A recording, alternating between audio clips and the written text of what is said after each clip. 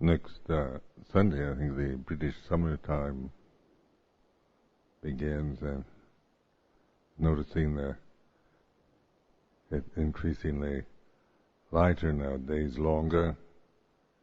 The spring equinox, the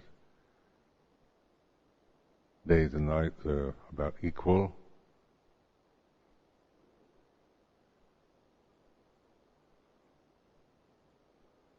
The changing of the seasons, definitely more spring-like than winter.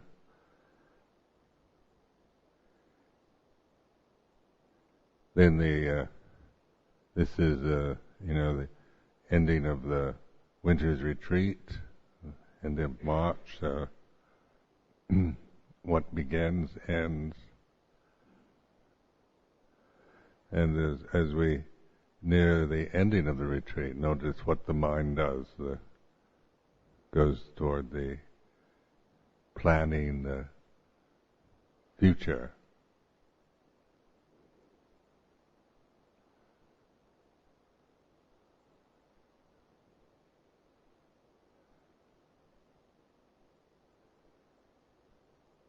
So it's like being aware and noticing how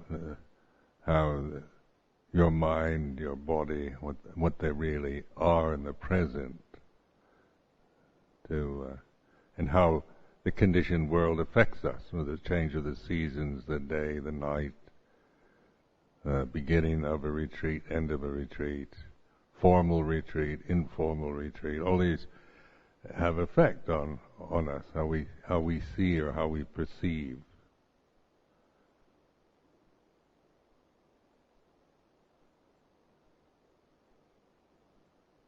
So formal retreat, we kind of have a perception, a definition of what formal retreat is. Informal and retreat itself in meditation, all these words have an effect on how we perceive in the present. So being aware of that awareness, you can be aware of and say, this is going to be a really tough formal retreat. And what is, you add the word tough and formal to retreat, and then someone thinks, oh good, Ajahn Sumedho is going to get tough on us and really push us. And others are going, oh God, I won't be able to stand it, I can't do it.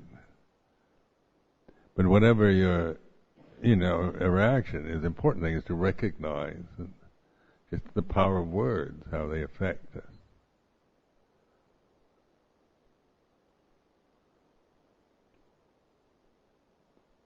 The tone of voice, this is what being sensitive is about.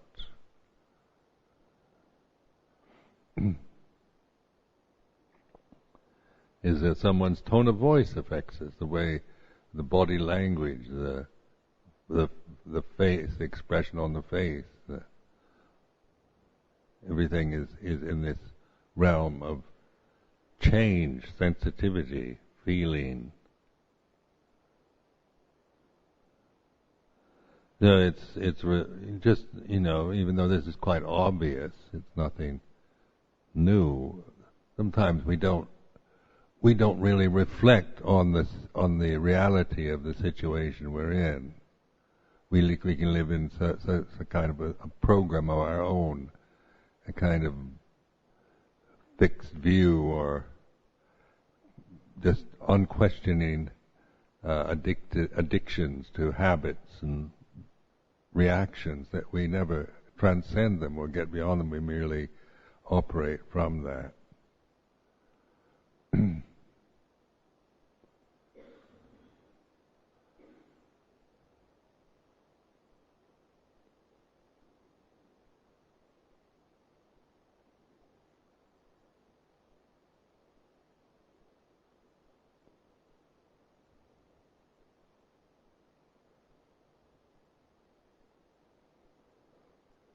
So what is it that can be aware of these tough formal retreats?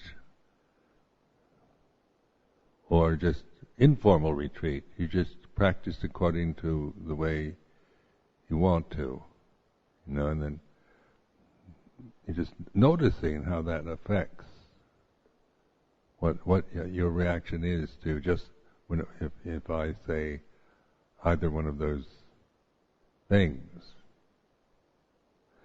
So your awareness is the whole point of it, not to prove that you can take a tough retreat. You can go through the boot camp of meditation and survive, or to really believe that you always have to have practice on your own terms and be trusted and free to just develop accordingly, and these kind of ideals.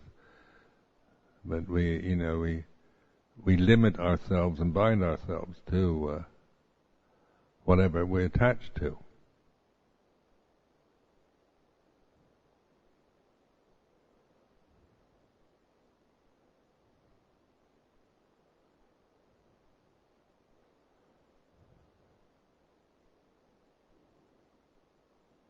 So praise and blame, happiness, suffering, the 8 worldly dhammas, success and failure. The world is like this, it has this power, this changing power, changes from winter to spring and spring to summer and day to night, night to day, and the conditioning of the mind, how, the way we're programmed. It's like we're like computers, we're kind of programmed with views, opinions, prejudices, biases, fixations, obsessions, what's right and wrong, what's good and bad, and we get programmed, we get conditioned, the mind gets easily conditioned. But transcending all that conditioning, that is the awareness. Because any condition, any opinion, view, your own physical body, sensory experience of any sort, pleasurable, painful, neutral, any emotional experience you're having, all these are conditioning with the awareness of them. We can bring attention and awareness to the feeling or the mood of the present, or the physical body in the present, or the feeling of right and wrong, or I can do it or I can't do it, or this is good or this is bad. So sati then is the word for this transcending of the condition. Through sati, then we're actually no longer limited and bound to the conditioned realm, to the things that are happening right now, to the body, the emotions, the memories, the conditioning that is happening at this moment. So this is liberation from suffering.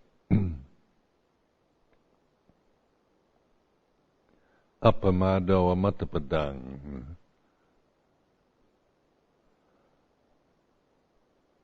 Heedfulness, appamado, paying attention, mindfulness, heedfulness, being present. And it's not a created state, isn't it? It's not, you have to practice samadhi by concentrating on something, but mindfulness is natural state. It's not it's not something that you don't have, or that you've got to develop. It's recognizing, using mindfulness, because with awareness, with mindfulness, then we can, our relationship to the condition, realities of this present moment are seen in perspective. They're no longer abstract ideas about practice or Buddhism or anything like that.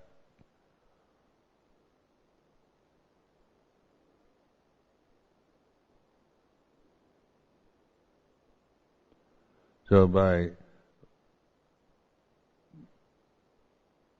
through awareness, then we have that perspective on the whole of this moment.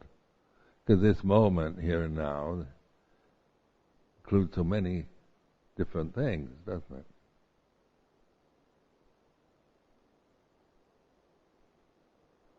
So like now listening to the sound of the birds, looking at the spotlight shining on the Buddha Rupa. There's that broad spectrum of people sitting out there. The feeling of my own body. Microphone, the cloth. All of it in this one moment, the whole thing. All of these factors, these conditions are happening simultaneously. They're all present here and now. And the way is through awareness. Awareness receives it all. With concentration, then I choose one and concentrate on that, to the exclusion of everything else. So when we're caught in the conditioned realm, that's how our lives are. They're being born, growing up, getting old and dying. It's a linear process, isn't it? We go from one thing to the next. We forget the whole, the wholeness. We don't notice that, but because our attention is always on going from this thing to that thing, from this thought to the next thought, from planning our future now at the end of the retreat. What is my next move? And on like this, so that one's life goes in this linear sequence. It seems, the story of your life, and you start when I was born, and then I grew up, and then I did this, and then I did that. And that's memory according to a chronology. First, I remember doing this first, and then this second. But outside of time, unconditioned,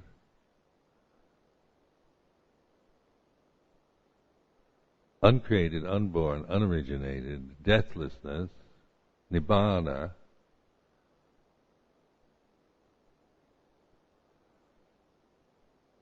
are these just abstract words? Or what is the reality? What is reality?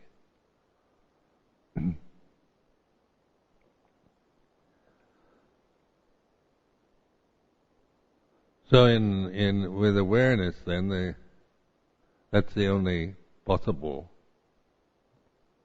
way within this human form that we can contact or free ourselves from the momentum of habits, of conditioning. And that is the path of liberation, the Eightfold Path.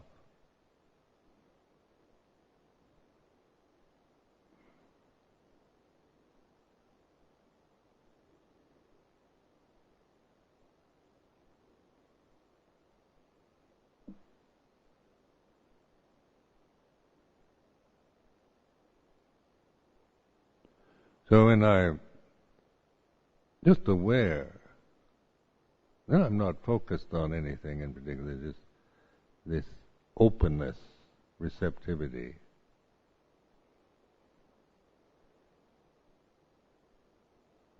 I can open my eyes and see, that you're all included in this moment. Everything is included. It's not a division to shut out that something or other, but whatever is happening now, how good, bad, pleasant or painful, whatever, it all belongs in the present, this present moment, because this is the way it is. And so reflecting in this way, I give up my personal agenda, which is to want things a certain way, seeking after the praise, the success, the beauty, the happiness, the best, the peace, always using my life for an endless kind of longing and searching for something that I create in my mind, some ideal. And then feeling disappointed or blaming, feeling that I'm life's victim, or I don't have enough barami, or life is unfair, or whatever. But in the awareness, then, that appamado, it's the way to the amatapadang, deathless. So the Buddha's, really pointing to deathlessness, immortality, using that word, immortality.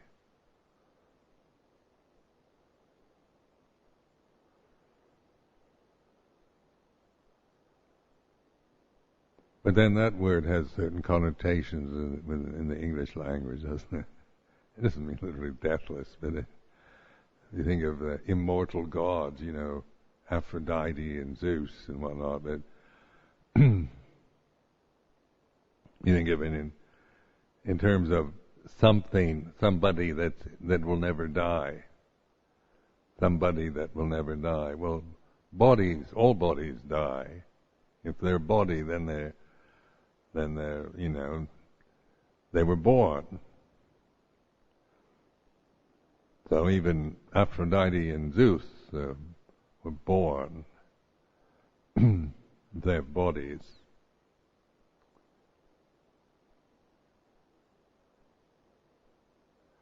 So it's not a matter of trying to become an immortal person, is it? But to recognize, realize, see for yourself, know this for yourself, the unconditioned, the reality of when things cease, the Third Noble Truth, the cessation of a condition.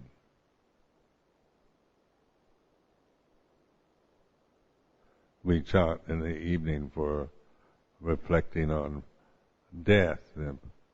Anicca vada sankara bhatavaya tamino upachittavani ruchanti desang vibhasamo sukho. All conditions are impermanent. Anicca vada sankara, sankaras, anicca. They arise and they pass away, and in their passing is peace. Vibhasamo sukho. It's not when the conditions cease, then it's just a void, an annihilation, obliteration. So we get to what peace really is. Next month, I'm supposed to give a talk on peace. Been invited to Oslo, and they want me to give a talk to some group on Buddhism and peace and world peace. And it's an interesting one because, everybody wants peace. But do we really want peace? Ask yourself, do you really want peace? Or an easy life? A sense of security, a sense of everything's all right, everything's going to be okay. Do people really know what peace is? Is that, as an ideal, it would be nice if we could all live at peace as an ideal, but can you live at peace with yourself? It's a big challenge, isn't it? No, he's talking about living with, all creatures on earth living peacefully with each other is an ideal. You can create this nice kind of sentiment. But the reality of peace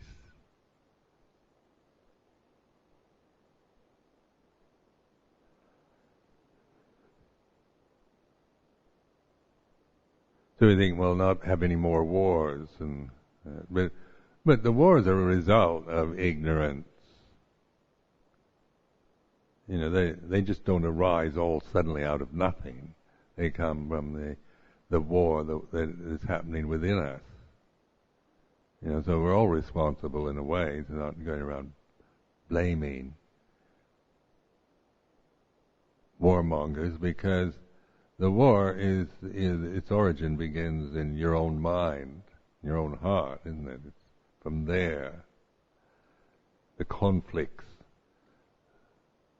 the struggles that you create in your own conscious experience, the ignorance, the avijja that propels you into these wars and conflicts with yourself before they manifest outwardly. Then they manifest outwardly, into the community, and then into the society, into the world.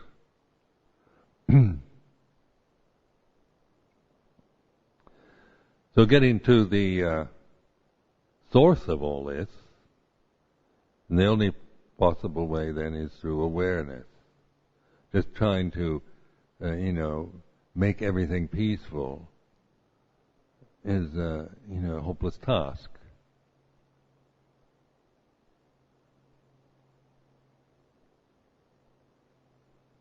What is peace anyway?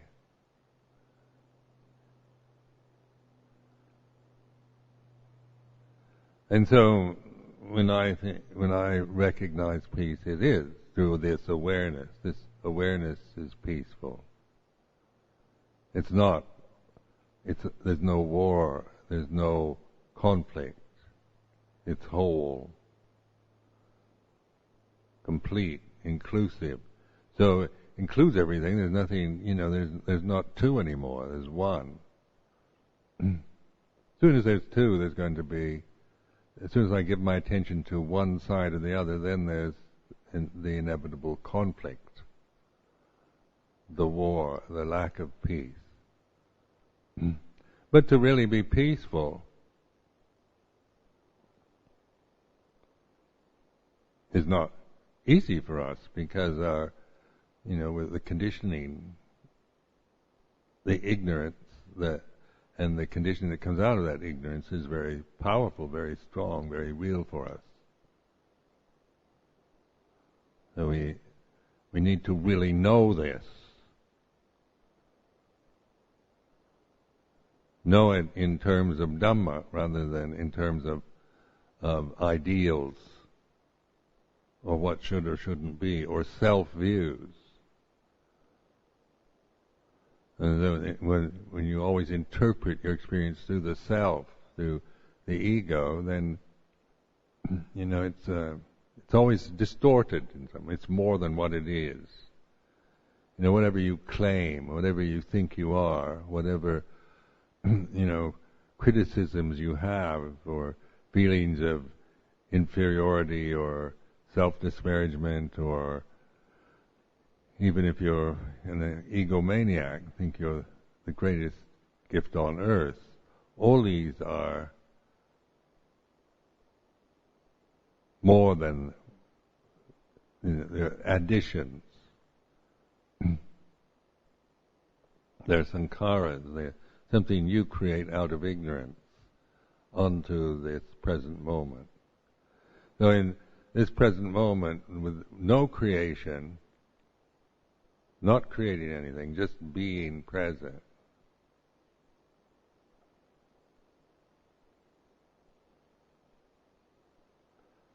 then I can create something onto this presence,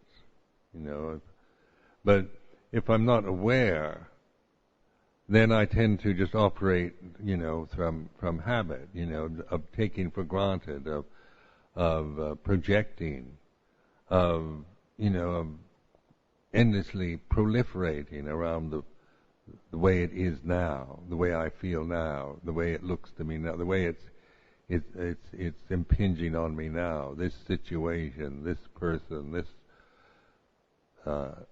attack, this challenge.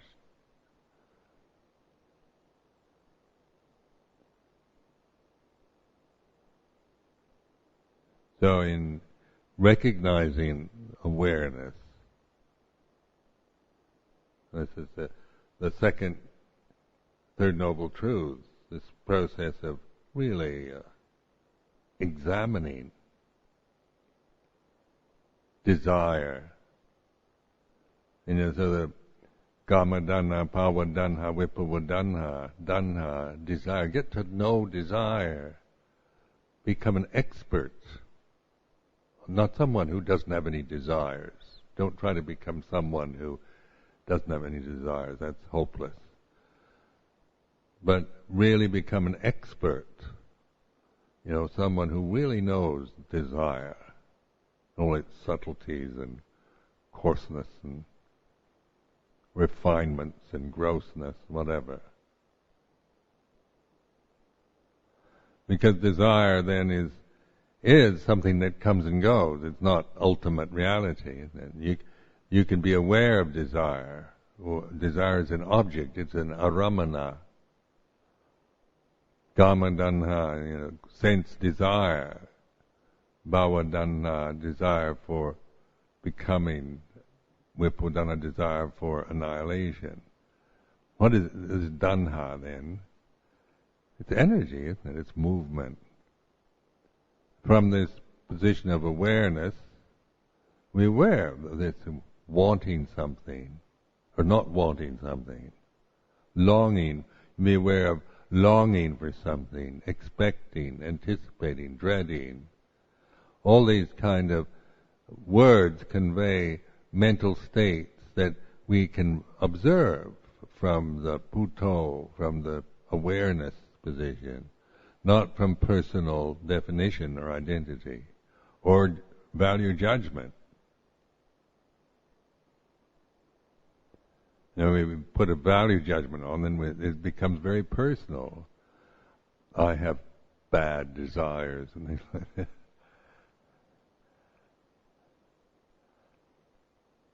Then it becomes, I'm stuck into that old trap of me and mine. I'm someone with bad desires, or desires are bad. I've got to get rid of desire. Buddha said to get rid of, conquer, annihilate desire. Is that what the Buddha really said? Or understanding? When you contemplate the Four Noble Truths, you see there's nothing about annihilation or condemnation. It's all this getting to the root of, understanding, really opening and reflecting, knowing.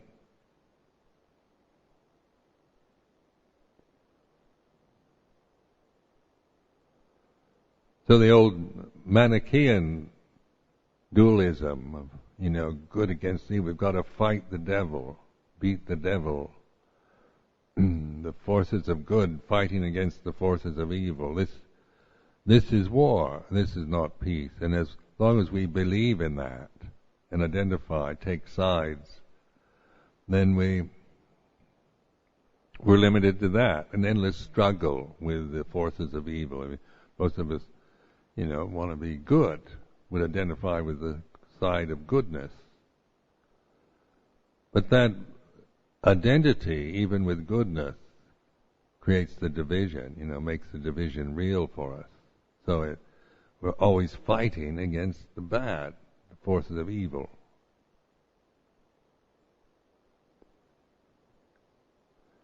And that, of course, is, what we create in the mind. That's a war. That's an internal war that we create. Now, we don't have to create that war. There's a way not to make war, and that is through awareness, where then the the forces of good and bad can be observed. We know them. We understand. We're experts on the way things are, knowing the way it is. And so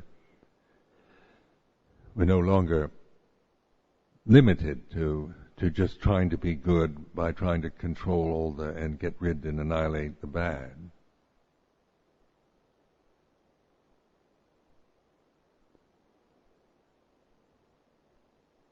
So really, observe in yourself when you get caught in judgments, making value judgments about yourself or others, or liking or disliking, approving or disapproving, preferring one thing over another, blaming yourself, blaming somebody else.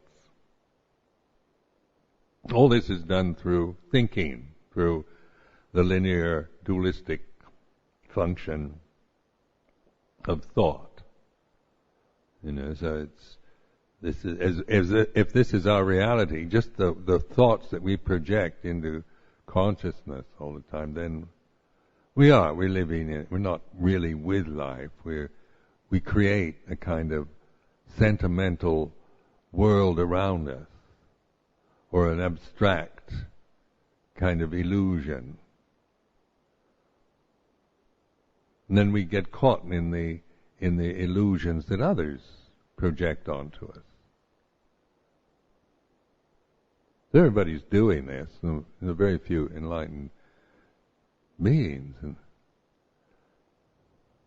so it is. The society is basically deluded. So don't expect it to not be.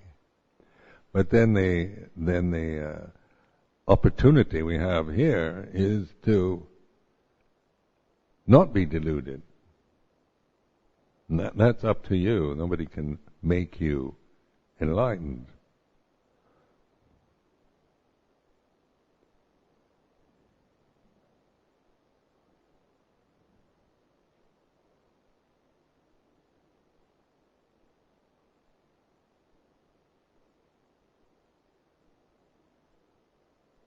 So when I reflect on peace, then it's this stillness, sound of silence, not being anybody, anatta, no self, is peaceful. Being Ajahn Sumedho is not peaceful. Being a personality, being a teacher,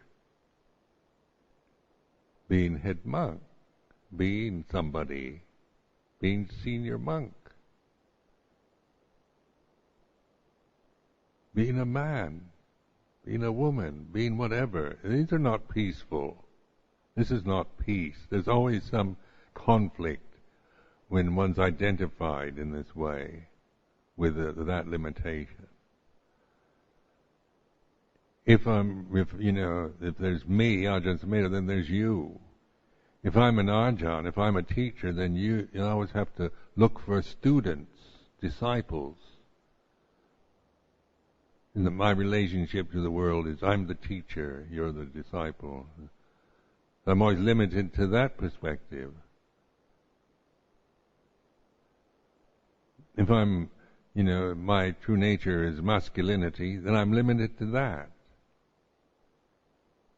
And the feminine is that which is not, separate, divided.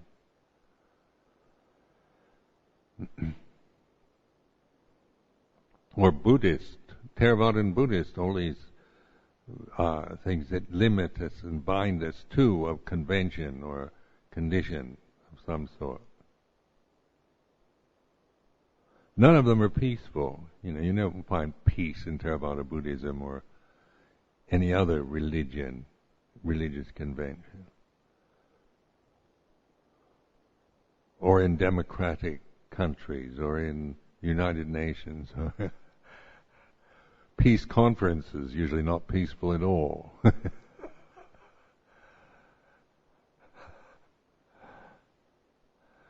I was in the peace movement in the early 60s in Berkeley. It wasn't peaceful. Not at all. So the cry of peace, peace, peace is all very nice when, we don't want war. We have an idea of what would be nice to have a peaceful society, peaceful monastery, peaceful situation. But do we really know what peace is, or are we longing for something that we create, an ideal of peace that we've created ourselves? Meaning a situation where I feel okay, where I don't feel threatened or by anything, and where there's kind of illusion of harmony. We must be harmonious and get along and support each other, help each other toward the Dhamma, be good friends to each other and help each other. Loving kindness and compassion and sympathetic joy, equanimity. And we should be like this, all these wonderful things that should be. And, then everything would be all right, wouldn't it? If everybody would practice the Brahmaviharas and be totally selfless and do everything properly, then we'd have the perfect community. And then I'd feel very peaceful, because, or would I? Was there always something threatening? Those burglars that come and steal things, they really stir up something, don't they? Coming in to steal from a monastery. That's threatening, isn't it? It makes you think. Out there, you don't know what's going on out there, outside gates of Amaravati.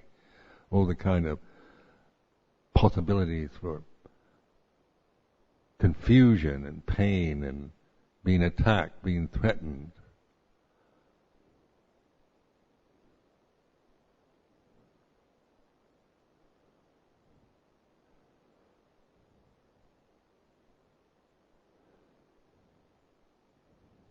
So this is, that's a dualistic mind. Now, what is it that can observe this dualism? And I listen to it. Not that I don't have, a personality and thoughts and habits, and that I'm just completely kind of, that those just completely disappear into oblivion. But it's like knowing them, knowing the personality. It is knowing it for what, in terms of Dhamma, the way my emotional life operates, and the ups and downs of emotional experience that I have, that is part of being human. Being a human being, isn't it?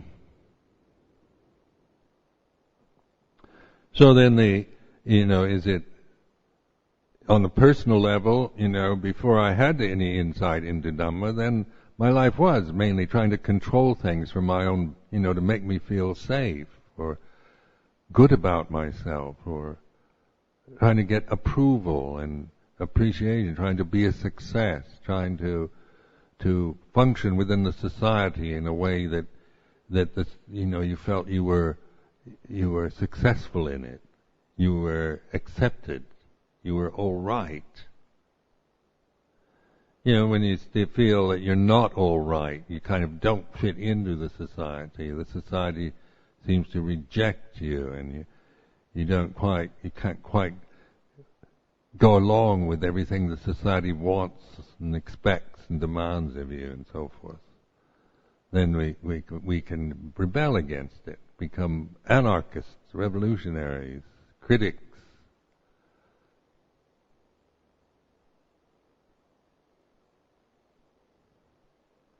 So the status quo, going along with it or fighting against it. This is the dualistic realm. For or against. And what is it then that transcends this dualism, but doesn't annihilate it? It's still one learns from the dualism by knowing it in terms of Dhamma. All conditions are impermanent.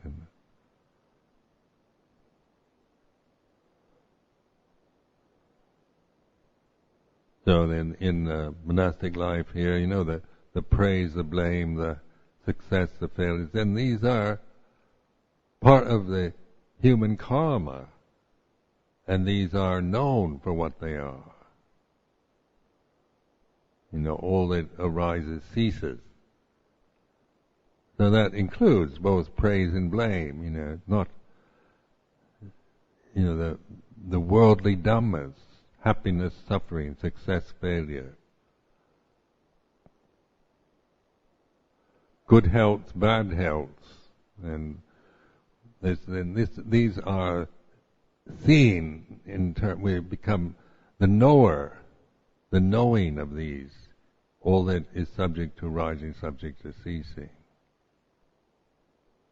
So it's no longer, endlessly trying to control and manipulate life out of this ignorance, out of fear and desire, but understanding, knowing fear arises and ceases, desire arises and ceases, good arises and ceases, evil arises and ceases.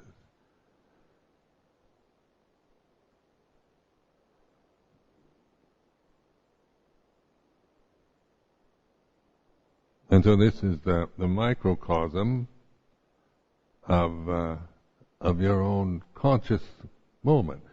Like each one of us is, has this opportunity where a conscious entity in the universe. So that's what birth is. When you're born with a body and consciousness. They're a conscious entity. When they cut the umbilical cord, then you're operating as a conscious entity.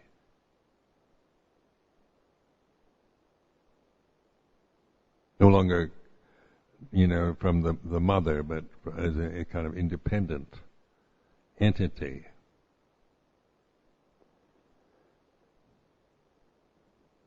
So then, the physical form, it grows up, gets old and dies. Consciousness means that we experience consciousness through this particular form.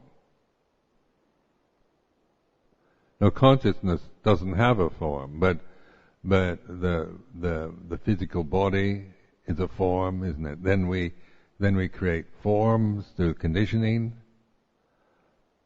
cultural conditioning, identities. All this is the Vedana, Sanya, Sankhara of the khandhas. This comes after birth. So with Sukha Vedana, we form perceptions of wanting more happiness, and Dukkha Vedana, wanting to get rid of it, seeking happiness, avoiding pain, wanting success, wanting appreciation, love, security, not wanting to be rejected, despised.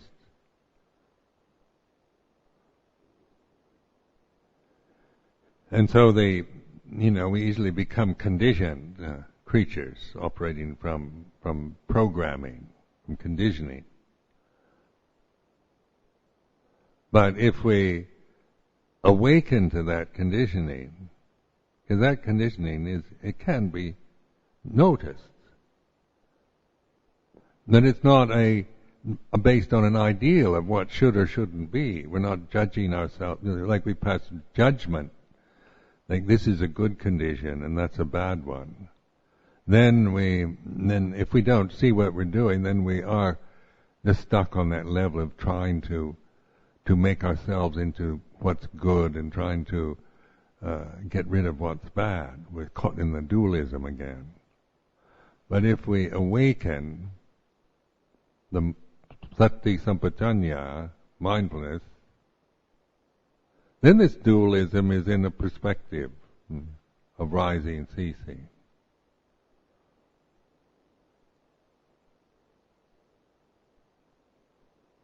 And so that is, within the human karma, the Buddha teaching is for human beings.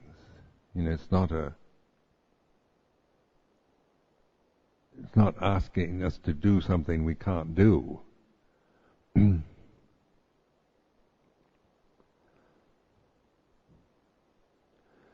So in this occasion, this really, challenging situation to really determine to use one's life in this form, this physical form, for this awareness. Something to really make a strong determination to use your life for awakenness, for understanding.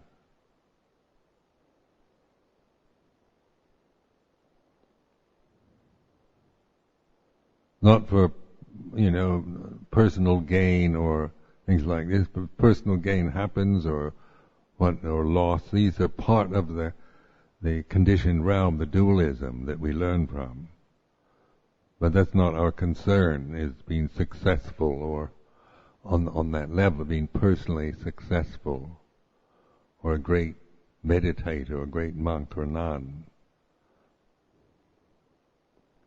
But in having that determination to develop this awareness, no matter what happens, no matter what the conditions might be, whether it's war, peace, success, failure.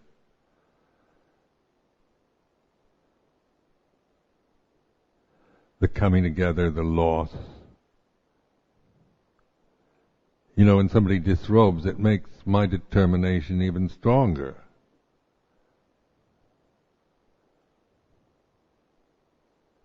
It doesn't make me waver.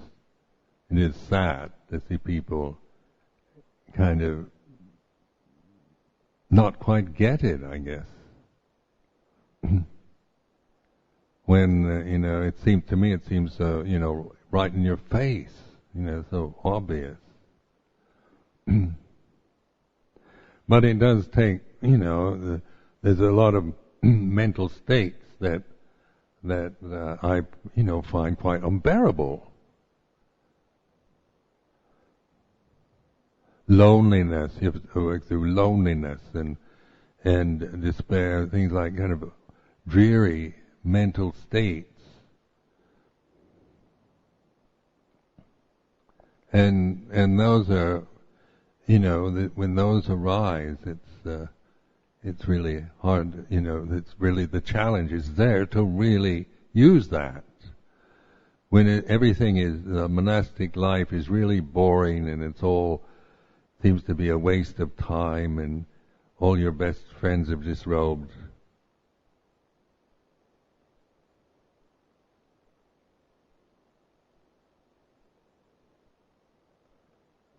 It's so easy to fall back into some kind of doubt and disappointment and disillusionment and criticism. And that's the very time when it's so urgent, so important to not fall into that trap, to really look at being in this sense of despair, disappointment, loss, disillusionment, like this. What is it that can be aware of despair? Now I can be, it's certainly, it's not something beyond anyone's ability.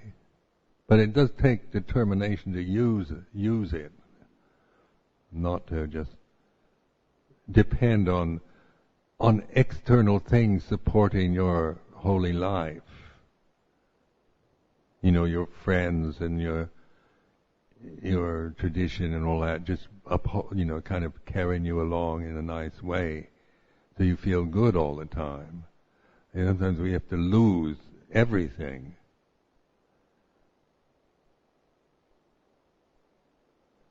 But gain and loss are always, this is a dualism. This is the war and peace, and this is the way the world is. What comes together separates. What you get, you lose. So I mean, this isn't a cynical attachment, but it's a reflection on just the way it is. So then the valleys of despair,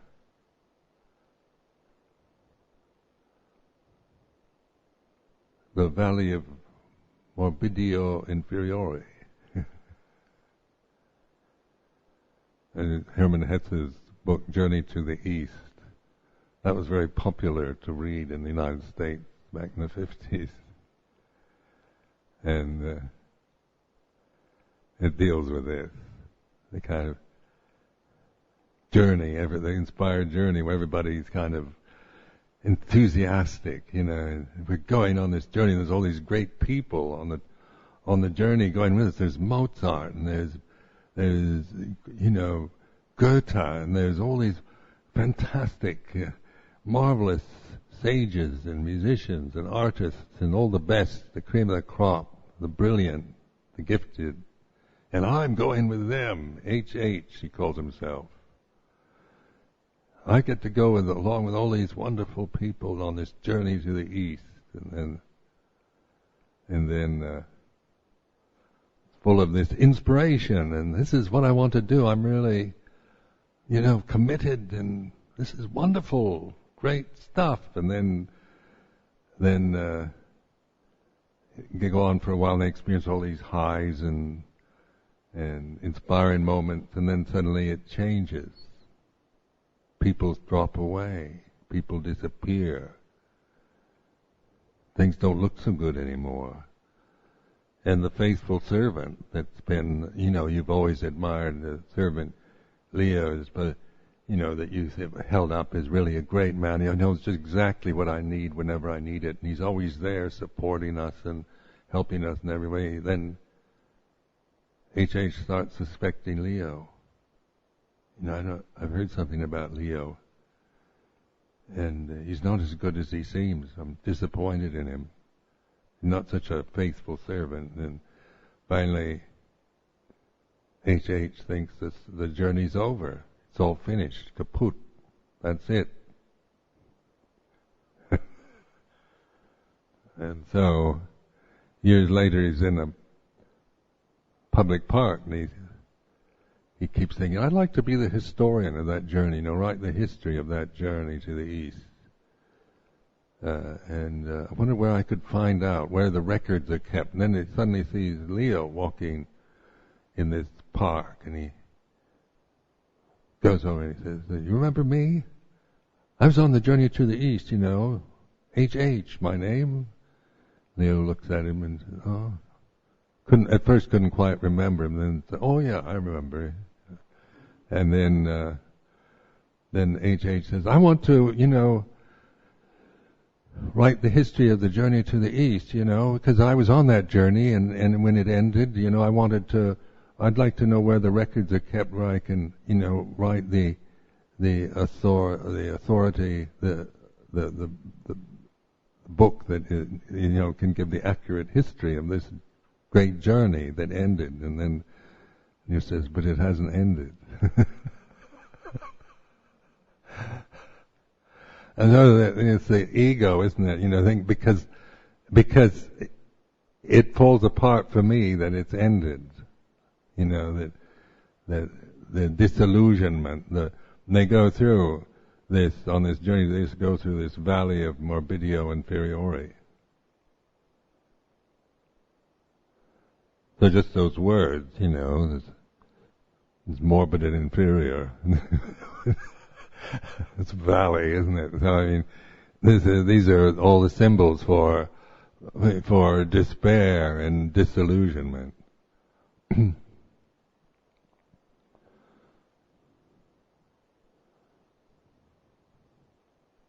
But this is the most important part in the journey to the East, isn't it? These are where you have to rally yourself. You have to bring up something in yourself you're not used to. You have to determine. You have to really determine and look and feel this despair.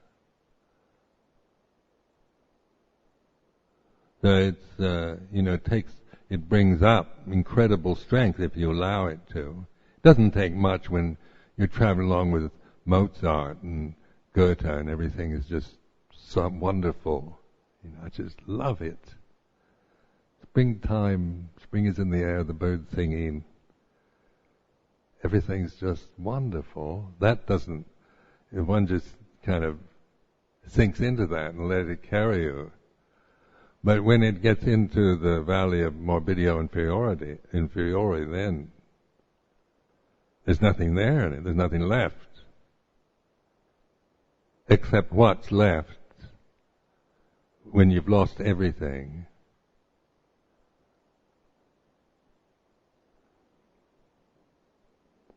And then that's where, if you really look and investigate, then you recognize this awareness, which is not saying, poor me, I've lost everything, the journey was a fake, everybody left, but you find the journey is just this awareness.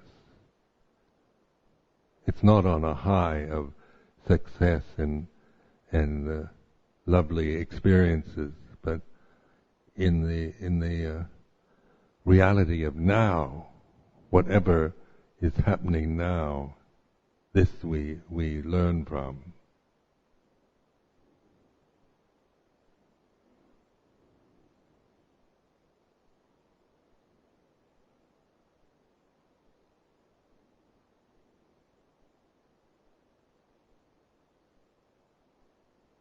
So in terms of, it's like dying, this sense of death, the valley of morbidio inferiore, like you're in a valley of death, thinking corpses and whatnot, everything rotten and disgusting. And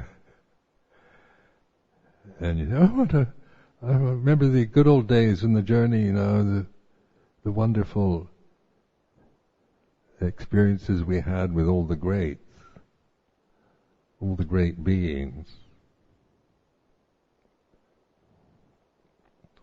So this strength of awareness is really challenged at this moment.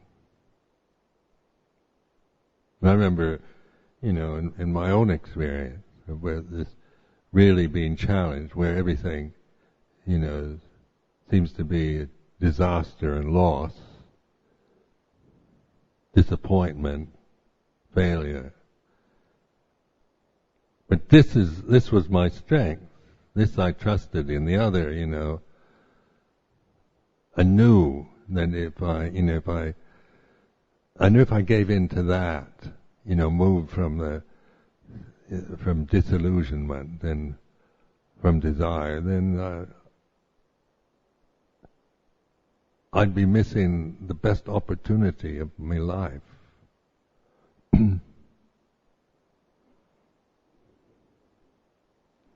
So it's to die before you die, or this sense of the ego dying. The ego, wants to live, wants to have happiness and fulfillment in the world and enjoyment and that. And then when it seems like all these things are no longer possible, then you let that desire die for becoming, for attaining and achieving. So desire dies. Desire is born and it dies, and desire is like that. Danha, they'll become an expert. And really, this is, I think, in the Second Noble Truth, it's so brilliantly conveyed in these three categories. Really investigated, really not just repeated the Gamadana, Pawadana, Vipavadana, but really, what is Bhavadanha in terms of experience? What is wanting to become something, longing for something, wanting to attain, achieve. And what is Vipavadana? But the very desire to get rid of something, not wanting in life to be like this, not wanting me to feel like this, not wanting these thoughts, these memories, these experiences. So but it's not just analyzing like that, but really, what's the feeling of this longing, wanting to, this sense of looking for something, expecting, hoping, wanting to become, achieve, waiting for the next step, waiting for something, waiting for Godot, waiting, and kind of hoping and expecting, and then doing things in order to become, achieving and attaining. And they can see this, the Bhavadanha. It's not a criticism of Bhavadanha, it's to know it. I'm not saying we shouldn't have Bhavadanha, but if we're just limited to that, you're in a trap. If that's the only identity you have is with your longings and desires for becoming, then you're not going to ever be free. And even when you get what you long for, you still keep longing for something else, because this is the way Danha operates. Danha is not contentment. So, Vipavadana is annihilation, isn't it? Let's just get rid of everything, destroy the evil forces.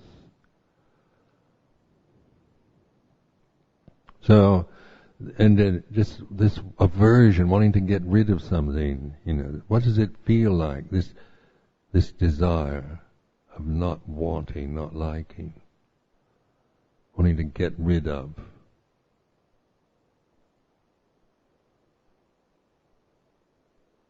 And so by asking myself these questions, I can be aware of this as a mental object, this desire to get rid of something. Don't like this stuff. And this desire for annihilation, Vipavadana, desire for becoming. Gamadana, desire for sensual pleasure. So these three kinds of desires, they're to be understood. They're teachers to us. Not coming from an annihilationist view to get rid of desire. This is a desire realm. Desire is what we learn from, what we study, what we can know. Desire is not self. Tanha is anatta.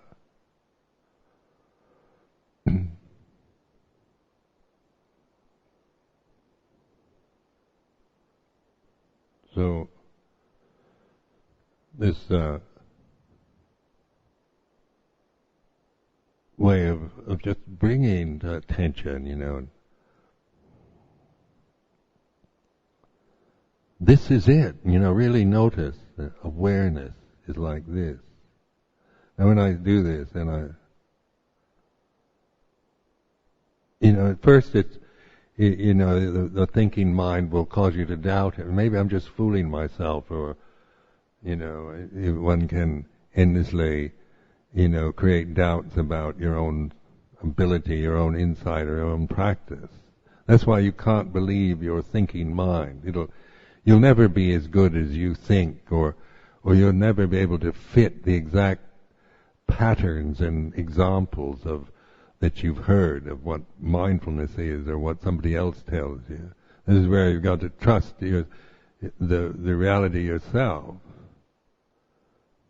Know it yourself, not just What Ajahn Sumedho said is like,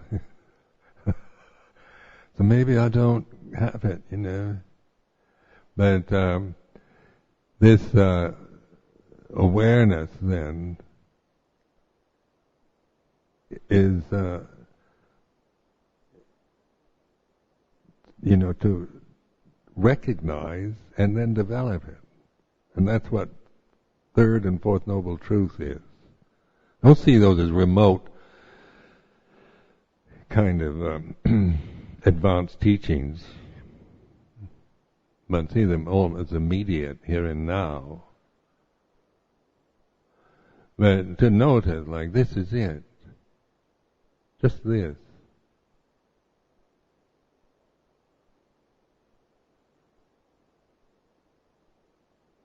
And that's why I use the sound of silence, because that very much, when it's here and now, always is that's noticeable, the most obvious noticeable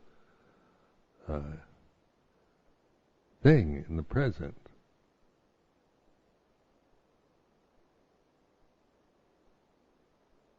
And then the thinking, the thinking process, doubt, and then the doubts fall away, because just by recognizing this is it,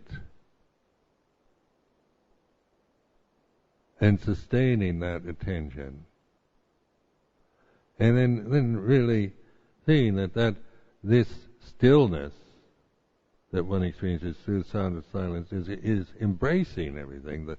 The body will arise in consciousness, or the mental or the mood or the emotional state you're in.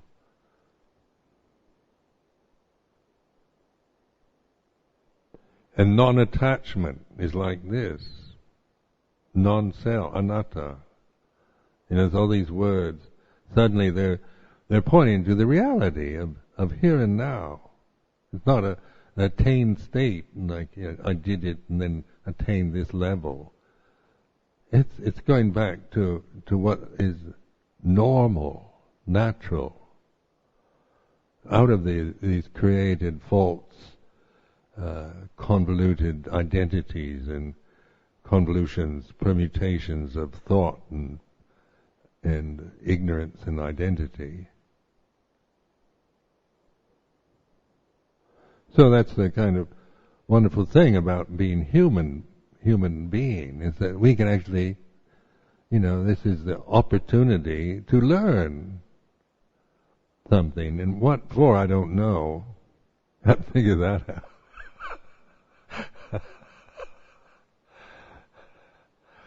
But that's the option that's open at this time. On the macrocosmic level, it still boggles my mind. But they, because you can't think about that, isn't it? It's not the human thought capacity. You just can't get beyond a certain level. So the limitation of thought and concept. So it is not knowing everything about everything, but knowing this handful of leaves. All that is subject to arising is subject to ceasing. From the experience, not from macrocosmic speculation, but from the recognition, the reality of it in your own conscious experience, of what arises and ceases in your consciousness. That's all you need to know. Learn from that. That's what we can actually do. This is within our human inheritance. Disciples of the Buddha.